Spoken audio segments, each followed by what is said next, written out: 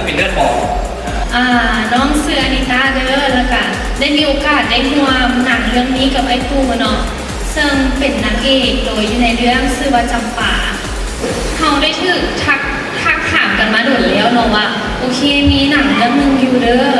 แต่ว่าเขาก็บ่รู้หรอกว่าเป็นหนังเรื่องอย่างเนาะแล้วก็ครั้งแรกที่ได้รู้จักไอ้ตู้แล้วก็